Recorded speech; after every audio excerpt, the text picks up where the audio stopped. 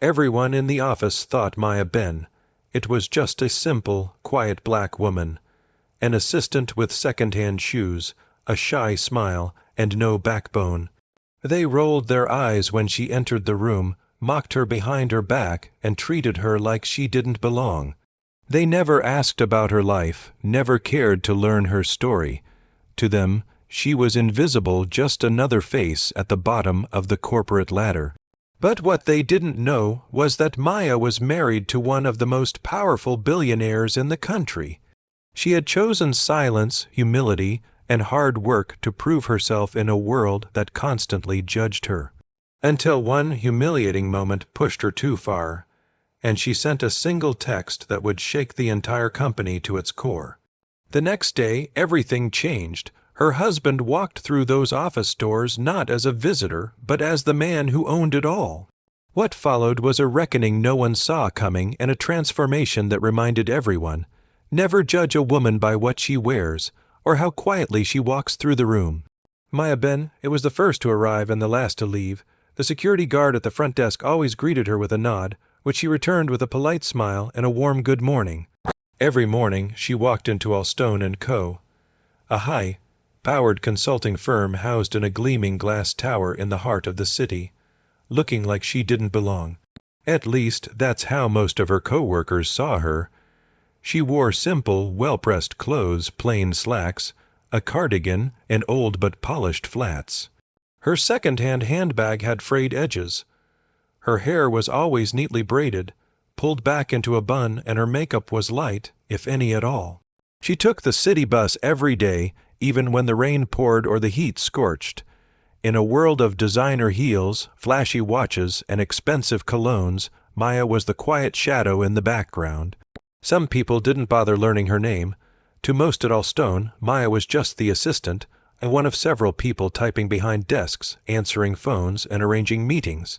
Her desk was tucked near the corner, right by the supply closet, and though she was polite, soft-spoken, and efficient, that didn't stop some from whispering when she passed. She probably still lives at home. One intern joked to another as Maya walked by. "Do you think she even has a college degree?" Someone asked in the elevator. "She's so quiet, maybe she doesn't even speak proper English." Courtney, the lead assistant, had once sneered when Maya asked to adjust a meeting time. They laughed at her shoes, mocked the way she carried her lunch in a reusable tote, rolled their eyes when she asked questions. To them, she was invisible, just another background character in the grand story of corporate ambition. But Maya saw everything. She noticed who snuck in late and who stole credit for others' work. She heard the fake laughs, the backhanded compliments, the office politics that oozed behind glass walls. And though she rarely spoke more than necessary, she carried herself with quiet dignity. Every morning, she brewed the coffee, typed up the notes no one else wanted to write, coordinated meetings, and followed up with clients who barely remembered her name. But what no one at Alstone knew, what no one had even guessed, was that Maya Ben, it was no ordinary woman trying to survive in the corporate jungle. She was married to one of the wealthiest men in the country, Elijah Knight, CEO of Knightcore Industries, a tech empire that spanned multiple continents. His name was regularly splashed across financial magazines. He was a billionaire, a philanthropist, and a man whose decisions shook global markets. And Maya, she was his wife, not his assistant, not his employee, not his charity case, his equal. But when she married Elijah 3 years ago, she had asked for one thing: to keep their marriage private. She didn't want his name opening doors for her or shielding her from challenges. She wanted to prove, to herself and the world, that she could make it on her own terms, that she could work, survive, and succeed without being seen as someone's wife or someone's project. Elijah respected her decision. They lived quietly, away from the public eye. He dropped her off at the bus stop instead of the front entrance. When they went out, it was always in another part of town. Even at home, he let her talk about work without offering to intervene, even when her voice cracked from frustration. But she never complained about the way they treated her at Alstone. Not when she got assigned tasks clearly meant for interns. Not when her name was excluded from important email threads. not when she overheard Courtney mocking her laugh during lunch breaks. Maya simply smiled, worked harder, and reminded herself, "You have nothing to prove to them," but everything changed one Monday morning. It started like any other day: early alarms, packed lunches, rain on the windows. Maya walked into the office and was greeted with the usual silence. But just before she sat at her desk, she heard Courtney's voice echo down the hall. "Ugh, can someone tell the help to stay out of the front lobby? The CEO is visiting today, and we need the office to look professional." The words cut deeper than any before. Maya paused, frozen for a moment, staring at her reflection in the glass door. She wasn't angry, not yet. But something in her shifted, subtle, like the click of a lock being turned. She walked to her desk, picked up her phone, and typed a short message. "I'm ready now." She hit send, and that was the moment the quiet woman one noticed finally stepped into her power. That Monday morning carried an unusual level of tension within the glass walls of Allstone & Co.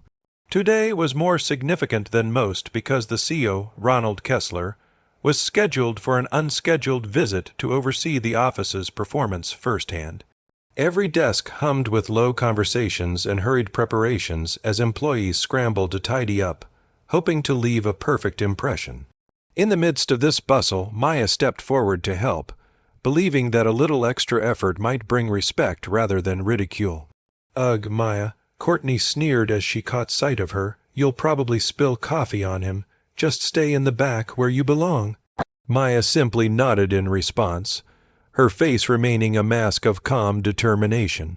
She knew that words like those could only sting if she allowed them to, and yet deep inside she felt a tremor, a mix of hurt and rising resolve. With a quiet sigh, she returned to her desk, determined to focus on her work and let her actions speak for her. The morning wore on with relentless precision as Maya coordinated meeting schedules, proofread important documents, and maintained her quiet presence amidst swirling chaos. Her focus, however, was shaken when midday arrived. In the break room, where the hum of the coffee machine mingled with occasional clinks of utensils, the true cruelty of the day surfaced. Courtney and two other assistants quietly approached Maya, enclosing her in a half circle near a cluttered table. The air tightened around them as the conversation began. "We need someone to clean the CEO bathroom. Think you can handle that?" Greg said with a smirk, his tone dripping with condescension. "It's not like you're too important." Caught off guard, Maya's voice wavered ever so slightly as she responded, "I'm not a janitor." Her tone was gentle yet firm, leaving no room for negotiation. Courtney, not missing a beat, retorted sharply, "Could have fooled us with those thrift store shoes." Her words punctured the air, and before Maya could gather a response, laughter began echoing down the hallway. It wasn't just a few chuckles, it was a collective mockery that reverberated through the sterile break room walls, intensifying Maya's isolation. Yet, unknown to the mocking trio, the break room, and indeed, almost every corner of the office, had recently received a subtle yet transformative upgrade. Mr. Amos, the kind-hearted janitor who had always greeted Maya with a warm smile, had installed new security cameras last week. In a quiet act of initiative, he had ensured that every conversation, every sneer, and every harsh word was now being captured on tape. This simple act of preparedness would soon have consequences no one anticipated, though Maya found herself too overwhelmed by the immediate humiliation to think of the broader picture. The incident in the break room marked the tipping point of the day for Maya. As the mockery continued even after the confrontation, she felt each word like a weight tugging her down. Yet, instead of lashing out or breaking down, she took a deep breath and quietly excused herself. Her eyes were steady, and though her hands trembled imperceptibly, her resolve was hardening inside. That evening, after the long day of repeated indignities and silent suffering, Maya retreated to the small sanctuary of her modest apartment. The quiet hum of the city outside contrasted sharply with the chaos she'd endured at work. Sitting at her worn-out kitchen table, she pulled out her phone. With every detail of the day flashing behind her eyes, the sneering remarks, the echoed laughter, the sting of humiliation, she began to type a short yet decisive message. Her fingers hesitated over the keys for a heartbeat, then finally she hit send. "I'm ready now." This message, brief and loaded with meaning, wasn't just another text in the quiet of the night. For Maya, it was a silent call to arms, a signal that she had reached her breaking point, and that she was finally prepared for the next chapter of retribution and change. She didn't know exactly what changes were about to come. All she knew was that she had to trust that her strength, tested over countless harsh moments, would carry her through. Deep down, Maya believed in justice, even if it had been delayed. The existence of the security cameras meant that every hateful word, every attempt at demeaning her had been recorded and stored. No longer would these actions simply vanish into the ordinary tapestry of office life. Instead, they were immortalized in digital evidence, a silent record of cruelty that could no longer be denied. Before the night grew too deep, as she lay in bed replaying the day, Maya felt a spark of anticipation for what the future held. The humiliation she had endured was now transforming into quiet determination. With each passing moment and every memory of that painful laughter, her resolve grew. The message sent to her husband wasn't a cry for help. It was a declaration that the time had come to reclaim her dignity. And soon enough, not just her own pride, but the very structure of the company that had wronged her might be challenged in ways none of her detractors had ever imagined. Thus, the seeds of retribution were sown in the silent hum of a modest apartment, a quiet promise that change was on the horizon, and that the cruel echoes in Allstone and Co. would soon be drowned out by a far louder call for justice. The very next morning, just as the city was shaking off the last of its dawn fog, a new presence stepped into the sleek marble lobby of Allstone and Co. He was tall and striking, dressed in a perfectly tailored charcoal gray suit. His skin was the color of rich caramel, and his posture was relaxed yet confident, like someone used to walking into rooms that weren't ready for him. His eyes, warm and observant, scanned the environment with a quiet sharpness that unnerved some of the reception staff without them even knowing why. He introduced himself simply as Illy, claiming to be a senior consultant brought in by the board to conduct a comprehensive review of office operations and culture. No one questioned it. The front desk buzzed him in, and HR gave him a badge. Even CEO Ronald Kessler, who had never met Elijah Knight in person and had only corresponded via email, accepted the story without blinking. After all, the company had been warned that an internal audit, it might happen soon. It all checked out. Illy spent his first morning walking the office floors slowly, like someone observing a museum exhibit. He nodded politely when introduced but said very little. His presence made people nervous, but since no one had anything to hide, or so they thought, everyone put on their best smiles. Everyone except Maya, who kept her head down like always, fingers flying across the keyboard, eyes glued to her screen. But she felt him nearby. His quiet warmth was unmistakable. They never made eye contact. She didn't need to. He was here, and she knew what was coming. Illy watched everything with quiet intensity. He saw the small things, like how Courtney, the lead assistant, only assigned Maya the grunt work, cleaning out old filing cabinets, running errands, carrying boxes. He noticed how Greg accidentally spilled a cup of water near Maya's desk and walked off without apologizing.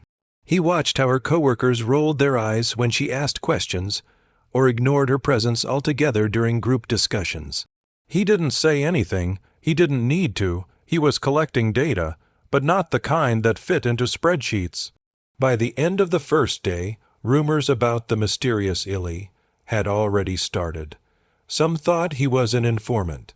Others speculated he might be from the board or someone with connections to a major client. The tension grew with each passing hour. On the third day, Illy stood at the front of the main conference room. The staff packed into chairs, curiosity and anxiety hanging in the air. The glass walls of the room let the rest of the office peek in, but no one knew what was about to unfold.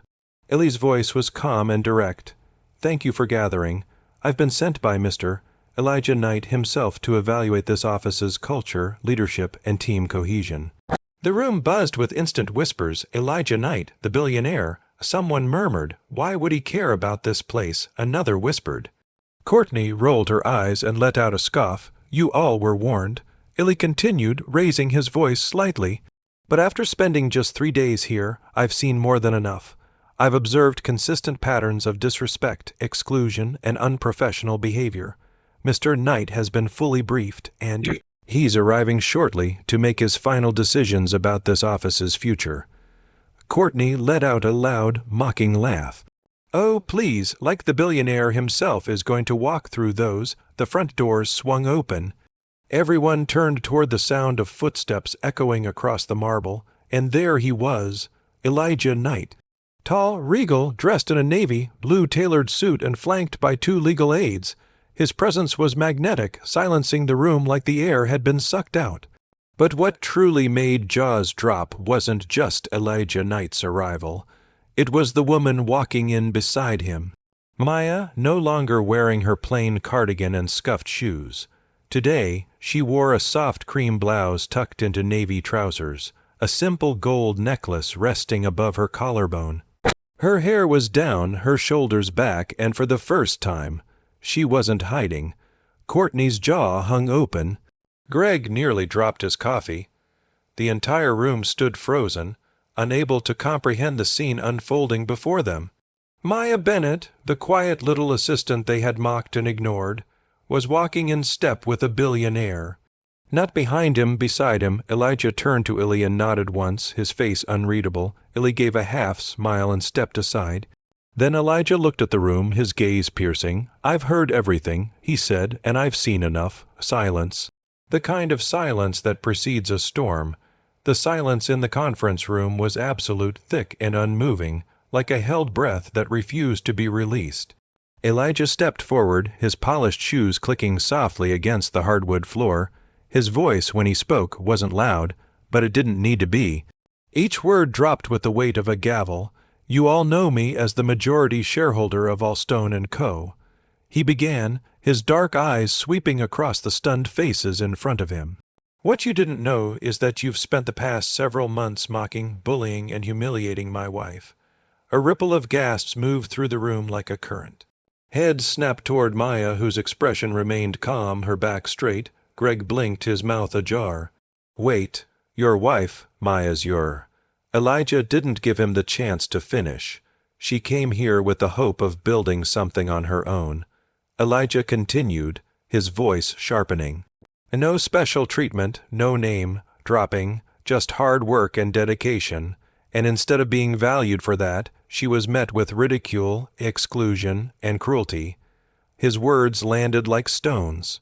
"I've spent the last week quietly reviewing office footage, employee behavior reports, and private conversations caught on security cameras.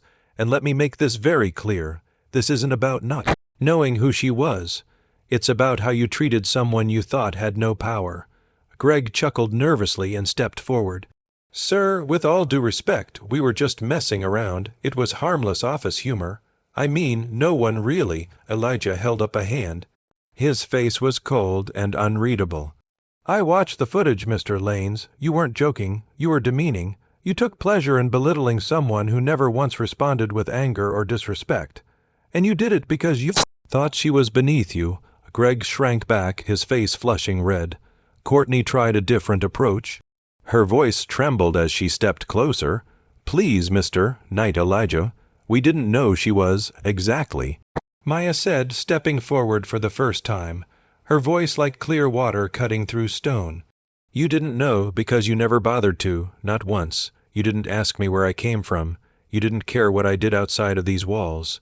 You all decided who I was the moment I walked through those doors." Her eyes met Courtney's. "You saw the color of my skin, the price of my clothes, and you decided I was less than you. You humiliated me for sport." Courtney's lip quivered. I was just doing what everyone else did." Maya tilted her head. "And that makes it okay." Elijah turned to the HR director, MS. Langston, who had been quietly watching the entire scene unfold with a knot of growing horror in her gut. "Elise," Elijah said calmly, "as of this moment, I am exercising my rights as principal shareholder and board chairman. Effective immediately, the following individuals are to be terminated for workplace." harassment fostering a hostile environment and violating all Stone's code of conduct. He pulled out a printed list from the inner pocket of his blazer and handed it to Elise. She unfolded it slowly, her eyes scanning the names: Courtney Bradford, Gregory Lanes, Jasmine Holloway. Alex Stern, as she read them aloud, each name echoed like a verdict. Courtney's hands flew to her mouth. "You can't be serious. Elijah, please." "I'll change, I swear, don't do this." Greg muttered a curse and kicked a chair. "All of this over some assistant. Watch your mouth." Elijah said sharply, "That assistant is 10 times the professional any of you ever were, and if you had any dignity, you'd leave quietly." The security team entered the room seconds later. No one said another word. Courtney began to cry. Greg shoved his chair and walked out in a fury.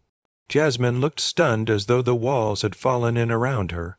As they were escorted out, the remaining staff watched in disbelief. The office hierarchy had just crumbled in real time, and the woman they had dismissed, mocked, and ignored stood untouched in the center of it all. Elijah turned back to the staff still seated. "Let this be a lesson," he said. "Respect isn't just for those you think are powerful.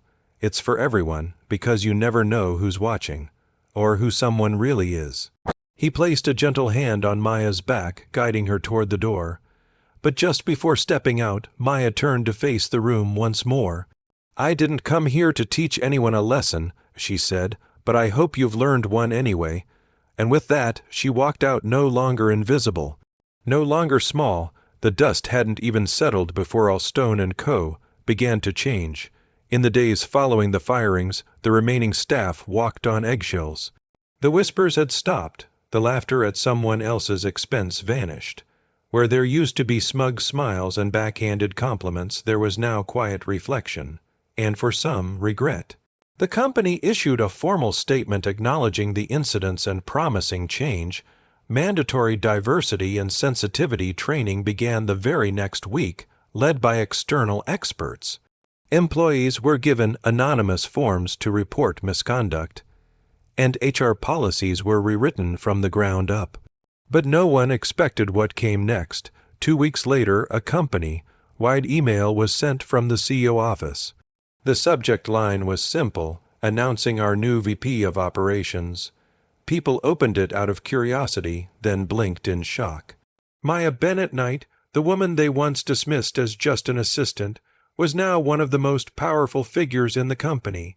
She'd been promoted past directors, past managers, past those who once sneered at her thrift, store shoes, and her soft-spoken tone. Inside the press release attached to the announcement, Elijah Knight made his message clear. "This promotion is not about marriage, it's about merit.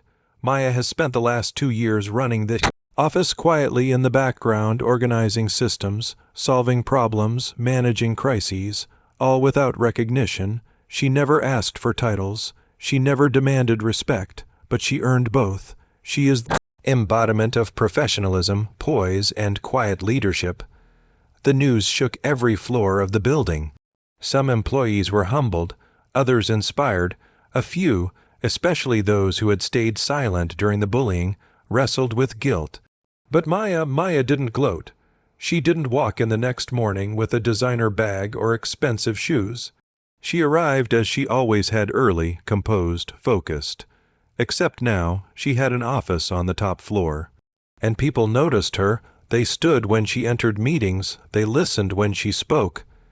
Interns asked for her advice. Senior consultants sought her approval before launching initiatives. Maya made a few changes of her own.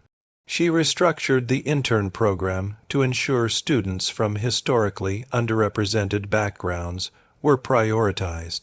She asked that weekly team meetings rotate who led them, so that even the quietest voice would be heard. And perhaps most memorably, she requested that the janitor, Mr.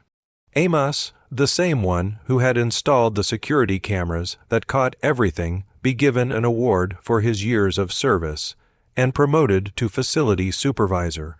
When someone asked her why she still brought lunch from home, Maya simply smiled and said, "Because I like my own cooking." She still took the bus sometimes, still wore her favorite old cardigan on chilly mornings, still stopped to ask others how they were doing because for her, leadership wasn't about stepping above others. It was about lifting others as she rose. On her first official day as VP, she visited every department, shook every hand, and left behind small handwritten notes of encouragement on each desk. No one had ever done that before, not even the CEO. In a quiet moment later that week, one of the younger assistants, a girl named Layla, approached Maya timidly near the elevator. "Can I ask you something, Mrs. Knight?" Maya turned, smiling, "Of course, and please call me Maya. How did you do it? I mean, how did you stay so calm when people treated you like nothing?" Maya paused, then she said, "Because I knew who I was long before they tried to tell me who I wasn't. Their words didn't define me, my actions did." Leela blinked, her eyes glossy. "I hope I can be like you one day. You already are," Maya said softly. "You just have to believe it." News of Maya's promotion made headlines not because of her wealth, but because of what it represented: resilience, grace, and the strength of choosing dignity over revenge. In a world that often rewards noise, Maya had risen by being the quietest storm in the room. Because true power doesn't need to scream. It doesn't need to prove anything. It simply is, and Maya Bennett Knight. She was power wrapped in grace, driven by purpose, and defined not by her last name, but by the strength of her soul. Maya's story is a powerful reminder that we never truly know who someone is, or what they're capable of, just by looking at them. She chose patience over pride, dignity over drama, and in the end, justice found its voice through her quiet strength. The very people who mocked her never saw her worth until it was too late. And when the truth came out, it wasn't just about revenge. It was about respect, fairness, and giving power back to the people who truly deserve it. If you found this story inspiring, don't forget to like, comment, and subscribe for more powerful real-life inspired stories. What would you have done if you were in Maya's shoes? Let us know in the comments below. And remember, never underestimate someone just because they choose to stay silent. Sometimes the quietest people have the loudest victories. See you in the next episode of Hidden Realities.